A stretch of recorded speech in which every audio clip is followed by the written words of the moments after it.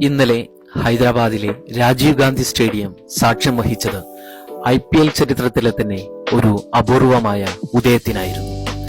ബീഹാറിലെ ഗോപാൽഗഞ്ച് എന്ന ചെറിയ ഗ്രാമത്തിൽ നിന്ന് IPLന്റെ വലിയ വേദിയിലേക്ക് ഒരു തീപ്പൊരി പന്തെറിഞ്ഞു കയറിയിരിക്കുന്നു സാക്കിബ് ഹുസൈൻ. ഒരു സാധാരണ കർഷക കുടുംബത്തിൽ ജനിച്ച സാക്കിബിന് ക്രിക്കറ്റ് എന്നത് ഒരു സ്വപ്നത്തിനും അപ്പുറമായിരുന്നു.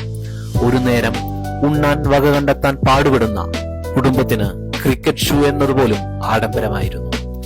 മമ്മി, ഷൂ ഇല്ലാതെ ഞാൻ എങ്ങനെ കളിക്കും എന്ന് ചോദിച്ചു കരഞ്ഞ മകനു വേണ്ടി സ്വന്തം ആഭരണങ്ങൾ വിറ്റ് ഷൂ വാങ്ങി നൽകിയ ഒരു ഉമ്മയുടെ കണ്ണുനീരും പ്രാർത്ഥനയുമാണ് ഇന്ന് ഈ മൈതാനത്ത് വിജയിച്ചു നിൽക്കുന്നത്.